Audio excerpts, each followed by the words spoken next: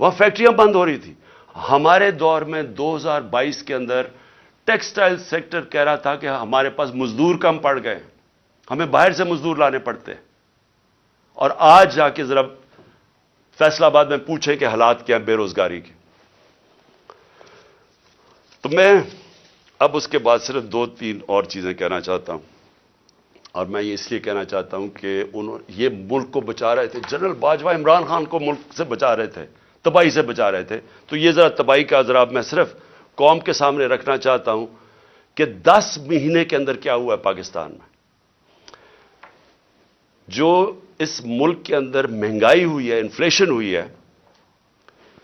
اگر آپ کے ایک نچلے طبقے کے خاندان کے پاس اگر 30,000 روپے ان کی آمدنی تھی, اگر 30,000 آمدنی تھی پچھلے سال کی اپریل میں, آج اس کی خریدنے کی کیپیسٹی کہ وہ کتنی چیزیں خرید سکتا ہے, وہ رہ گئی ہے 20,000.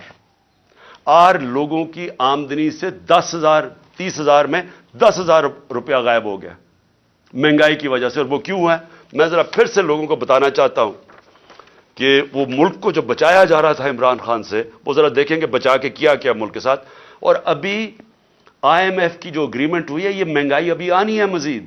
جو روپیہ گرا ہے اس کی اور مہنگائی آنی ہے. لیکن ابھی تک جو مہنگائی ہے, میں صرف اپریل سے اب تک آپ کو بتا دوں.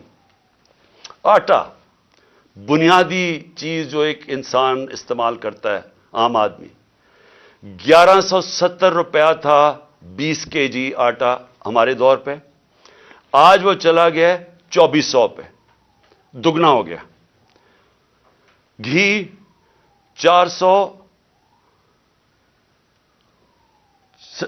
470 روپے, 470 روپے کا جو گھی پر kg تھا ہمارے دور پہ, آج 550 پہ چلا گیا kg. لیکن جو سننے والی چیز ہے وہ ہے, ہم امپورٹ کرتے ہیں پام آئل.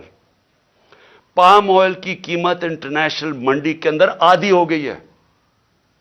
اس کا کوئی فائدہ پاکستانیوں کو نہیں ہوا, کیونکہ یہاں مزید تقریباً 100 روپے اور مہنگا ہو گیا kg پہ.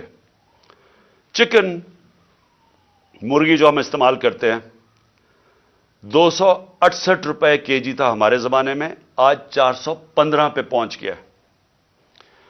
جو چاول 104 kg ہمارے زمانے میں تھا, 172 kg پہ پہنچ گیا. پیاز, جو عام آدمی پیاز اور روٹی کھانے والے لوگ ہیں, 62 روپے کلو تھا پیاز, آج پہنچ گیا 225 روپے کلو. دودھ, جو بچوں کے لیے بہت ضروری ہوتا ہے, بچوں کی ہڈیوں کے لیے, 117 روپے لیٹر تھا, آج 153 روپے لیٹر پہنچ گیا. جو عام آدمی استعمال کرتا ہے, کیونکہ گیس صرف جو پہنچائی جاتی ہے گھروں میں, وہ صرف 27% گھروں میں گیس پہنچائی جاتی ہے پائپ کے ذریعے, باقی لوگ سلنڈر استعمال کرتے ہیں. تو جو ہمارے زمانے میں 2,470 روپے سلنڈر تھا, 2,470 روپے کا سلنڈر, وہ آج 3400 روپے پہ پہنچ گیا, 3400 روپے پہ. بجلی 16 روپے یونٹ ہمارے دور میں تھا, آج 36 روپے یونٹ پہ پہنچ گئی ہے.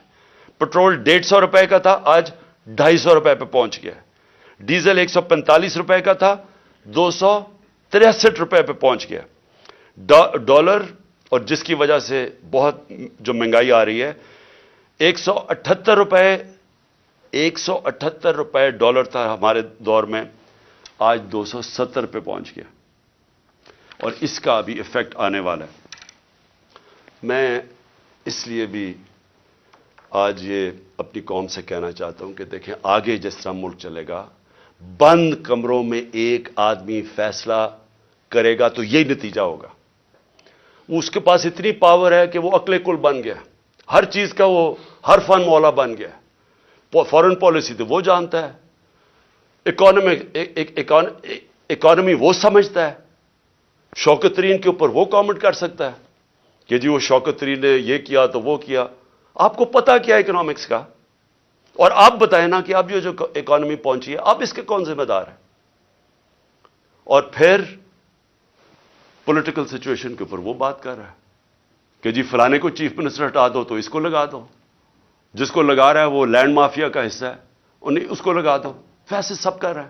لیکن ذمہ داری کوئی نہیں ہے. ذمہ داری عمران خان کی ہے جو کہ پنچنگ بیگ بنا ہوا تھا. تو پہلے تو پاکستان نے جو آگے بڑھنا ہے یہ اس کے اوپر ہمیں سوچنا پڑے گا کہ ایسے ملک پاکستان یا کوئی اور ملک ایسے آگے نہیں چل سکتا, اور ساروں کو آئین کے بیچ میں رہ کے چلنا پڑے گا. اگر ہم نے اس ملک کو بچانا ہے ان حالات سے, تو یہ صرف کوئی اکانومی کا ماہر نہیں بچا سکتا.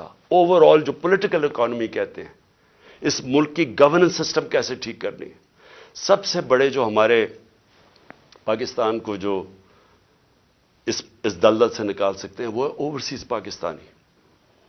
ابھی ہمیں بڑا فخر تھا, ترکی میں ہم پڑھ رہے تھے کہ ایک پاکستانی نے $30 ملین دیے, جو بڑے مشکل امتحان سے ہمارے ترک بھائی گزر رہے ہیں جدھر سے زلزلے کی وجہ سے. ایک پاکستانی نے $30 ملین دیے. تو سوچ لیں کہ پاکستانی جو باہر بیٹھے ہوئے ہیں ان کے پاس کس طرح کے وسائل ہیں. میں کئی ایسے پاکستانی جانتا ہوں. اگر ہم ملک کا یہاں ماحول گورننس ٹھیک کر لیں, یہاں رول آف لا لے آئیں, ان کو اعتماد ہو جائے ہمارے انصاف کے نظام پہ, کانٹریکٹ انفورسمنٹ, کہ اگر وہ سرمایہ کاری کرتے ہیں تو وہ ان کا کوئی قبضہ نہیں ہو جائے گا, ان کے گھروں پہ قبضہ, فلیٹوں پہ قبضہ, جس طرح کے پلاٹس پہ قبضہ ہوتا ہے. وہ اعتماد کی ضرورت ہے. اور جس وقت ہم نے اپنا نظام ٹھیک کر لیا وہ اپنی انویسٹمنٹ لے کے آئیں گے. اس وقت صرف ریمیٹنسز ہم لے کے آئے تھے, سرمایہ کاری وہ نہیں کرتے پاکستان میں, وہ دبئی چلے جاتے ہیں کیونکہ ان کو وہاں اعتماد ہے ان کے سسٹم پہ.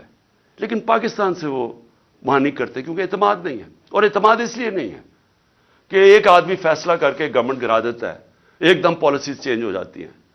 جس ملک میں سرٹنٹی نہیں ہے, پولیٹیکل سرٹنٹی نہیں ہے, وہ کبھی بھی اس ملک میں وہ اس طرح کی سرمایہ کاری اور خوشحالی نہیں آ سکتی. تو ہم نے پاکستان کو جو نکالنا ہے اس میں ہم نے اپنی اکانومی ٹھیک کرنے کے لیے سب سے پہلے اپنا گورننس سسٹم ٹھیک کرنا ہے. ایک سرٹنٹی لے کے آنی ہے, ایک پریڈکٹیبلٹی جو انگریزی میں کہتے ہیں. یعنی جو آج سرمایہ کاری کرے اسے پتا تو چلے کہ ملک آگے 5 سال کس طرح جائے گا. اس کے لیے سب سے پہلا قدم صاف اور شفاف الیکشن ہے. جب تک ہم صاف اور شفاف الیکشن نہیں کرواتے ملک کے اندر استحکام نہیں آتا. جب تک پولیٹیکل سٹیبلٹی نہیں آتی اکانومی سٹیبلائز نہیں کرتی. اور کوئی مجھے آج بتا دے کہ اس کے علاوہ کوئی حل ہے.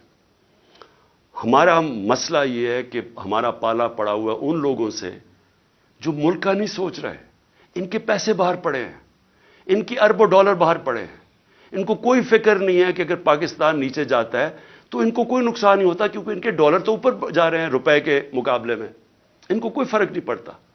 لیکن جن پاکستانیوں کا جینا مرنا پاکستان میں ہے ان کو بڑا فکر کرنی چاہیے آج کہ اس وقت ہم جدھر کھڑے ہیں یہ ہماری ان پالیسیز اور ان لوگوں نے مافیاز اپنی چوری بچاتے بچاتے ہمیں گھٹنوں پہ یہ لے آئے.